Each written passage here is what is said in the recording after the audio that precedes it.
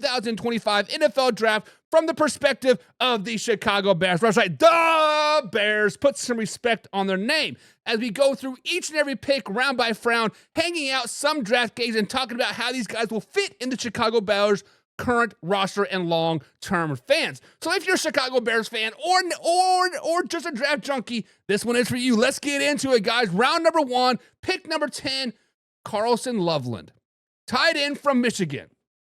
When I heard this pick, I was thinking just like everybody else. With the 10th overall pick, the Bears, with a little bit of unconventional, grabbing a tight end, Carlson Loveland out of Michigan. Now, don't get me wrong. Loveland is talented. He has great hands. He's a smooth route runner and can stretch the seams. He's 6'5", and he gives Caleb Williams another big body target. But this pick raised a lot of eyebrows, especially my eyebrows, especially when you have guys on the board like Tyler Warren still on the board, who, by the way, went just a few picks later. So the biggest question was Wes Loveland the best value at number 10, or did the Bears over-prioritize a traditional luxury? Either way, the potential is still there. So with that day 1 grade, with the round 1 grade, I do give them an A-, because while it's still a little bit of surprise that he did so early, I respect the commitment and surrounding your rookie with quarterback weapons. And guys, let's just be honest, the Bears have nailed this offseason so far. Then moving down into round number 2 with pick number 39, Luther Burton III, wide receiver from Missouri. Now, this is a pick that could define the entire class. You heard it right. Let me repeat that for the people in the back. This is the pick that could define the entire class. At number 39, the Bears did land Luther Burton III. He's an explosive wide receiver from the University of Michigan. Now, let's be clear. I think Burton could be a star in Chicago. He is electric after the catch. He creates separation easily and brings serious swagger to a swaggerless team. Pair him up with DJ Moore and Rome Odunze, that nightmares for opposing defenses. You give Caleb Williams this kind of arsenal, and the Bears' offense is suddenly looking dangerous. It was an absolute slam dunk at round 2 for the Chicago Bears. Oh, by the way, they get more round 2 picks, right? They drafted the offensive tackle from Boston College, Ozzy Trapalolo. Guys, I'm terrible with names. Let's just be honest. But next up, the offensive tackle, Ozzy at number 56. Ozzy, I should say. He was a solid pick as well. I had to go back and watch him tape just to make sure that I was remembering correctly, but it may have been a slight of a reach depending on your board, but I think Ozzy has a high floor ceiling. He's not the flashiest, but he's technically sound and should compete for a starting job quickly in that weak Chicago Bears line. Let's just be honest. I anticipate him moving into guard actually when it's all said and done. But considering the Bears need to shore up the protection for Caleb Williams, this pick does make a lot of sense. And oh, by the way, they got yet another second-round pick. This time, they go defensive side. Defensive tackle Sherman Turner from Texas A&M. And just 6 picks later, the Bears go back in the trenches grabbing Turner. He is a disruptive defensive tackle from Texas A&M. Again, might have been a slight board jump, but Turner brings twitch, strength, and scheme versatility. He's a guy that can generate interior pressure what the Bears solely need. Because let's just be honest, the Bears defense lacked pass rush last season. All in day 2 was rock solid. But I only give them a B+. They had a couple reaches, sure, but all those guys do fill legitimate leads. But since they reached a little bit, I got to knock their grade down a little bit. Moving on to day 3. At 132, the Bears select Ruben II, linebacker at American. Quick and stick of it, he hits like a freight train. Guys, go back and watch this kid's tape. I spend about 3 hours a day watching each of these kids' highlights tapes just to refresh my memory. And this guy is instinctive and he hits hard. He gets to the hole and he is at the hole angry and pissed off. But in my opinion, it was a bit early. I had him more of a 5th or 6th round range type of player, but he's a special teams weapon from day 1, and he could grow into a rotational linebacker quickly for the Chicago Bears. And then at 196, they take Jaya Frazier, cornerback out of UTSA, University of Texas, San Antonio. He is a raw prospect. He has a lot of talent. He has a lot of skill, but he needs to be molded, right? He needs to be coached. This kid has got ball skills, right? He had 6 interceptions just last season alone. Like I said, he still needs some development, especially technique and footwork, but there's an upside here. Maybe a practice squad / 1 year player. You never know, but I do see him eventually making the 53-man roster toward the end of the season. And then in the 6th round, we go even deeper at 195. They go interior with Luke Newman out of Michigan State. Another versatile offensive lineman that can play guard. It could swing at a tackle in a pinch, which I don't anticipate in that happen, but so an offensive guard. Like I said, not another flashy pick, but this is a depth guy who can step in if injuries hit you. You guys need like this in the draft.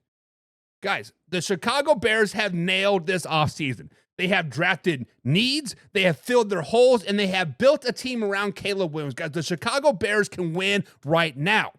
With that being said, I give them an overall grade of an A- on day 1. It was a bit risky at 10, but Loveland has a star potential. Day 2 was a B+. Burden is a crown jewel. All the lines got love, right? And then day number 3 is a C. They have a few reaches, but some special team values in late round upside. But my final thoughts, this is a weapon-heavy draft for the Chicago Bears. That's exactly what you want when you're building around a young quarterback like Caleb Williams. They got guys who can help now and other guys who can bloom in time. So guys, in the comments below, let me know what you think. Was Loveland a reach? Is Burden a number 1 receiver material? Probably not, but let's just slow it down. Drop your comments in the chat below, guys. Let's have a discussion about it. So, Old Man River says, respect for the 4th place team. Old Man River, I understand you are a Detroit Lions fan. I understand that you love your Lions to the T. I understand that you think your Lions are the cream of the crop. But let's just be honest. Do not sleep on the Chicago Bears, period. I'm telling you guys, do not sleep on the Chicago Bears. I understand, Buck. I understand. Let me talk in the third person, Buck. You do not hype the Bears up in March. You do not hype the Bears up in April, May, June, July, August, September, October, or hell, man, even on November. You do not start talking about the Bears till December. But guys, I cannot help myself. They nailed this year's draft. Day 1 and day 2, they drafted their needs, right? Day 3 was a little bit of a reach, but the guys, the Chicago Bears are doing things the right way. The Detroit Lions, Minnesota Vikings, and Green Bay Packers, you all better look out. They are coming for you. And Old Man River gives them a B-. B-. You know, by laws of average, A- plus B+ plus C, it's about a B-. So, Old Man River, I think we're kind of in the same range here, but I still think they had a pretty damn good offseason. James Frank says, Bears probably about to get my guy, Nick Chubb. Listen, James, I believe I was on TikTok. Was it TikTok or Instagram? One of those real things, right? I saw Nick Chubb blowing up a workout. This man is ready to go. Put this man in a hostile environment and he will murk everybody out there. This man is ready to kill. If the Chicago Bears get Nick Chubb, watch out, baby. Watch out. Alpha Rob said the Bears could win, but they probably won't.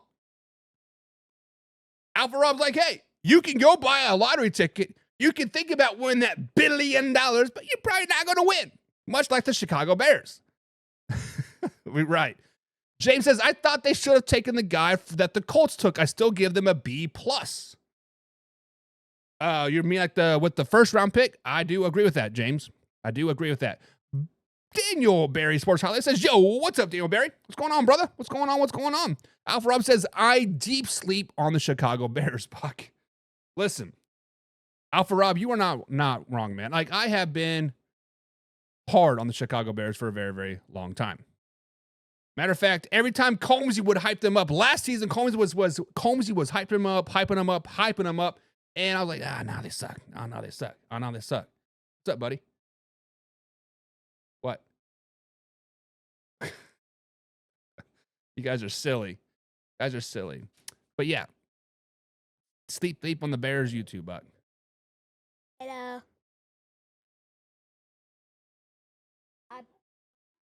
Angel says hi, buddy. All right. See ya. Good night. Love you. Real McCoy says the Bears graded on a curve. what didn't you like, real McCoy? Because when I look at day one, yeah, see, like I said, it was a little bit of reach that the tight end out of Michigan, but they once again they've been addressing needs. They needed a tight end and they needed those depth pieces. I think they did it right. I think they did it right. James Frank says he hit the ceiling with his head. Yeah, he did. The Nick guys, if you guys have not seen Nick Chubb's recent workout tape, he's doing hurdles or he's jumping over these plyo boxes. Plow boxes are probably, I don't know, 48, maybe 60 inches tall. He's jumping over it and he has to like duck because he's jumped so high. That man's a freaking beast. That man's a beast. But guys, let me know in the comments below. What do you think of the Chicago Bears overall draft grade? Let's move on.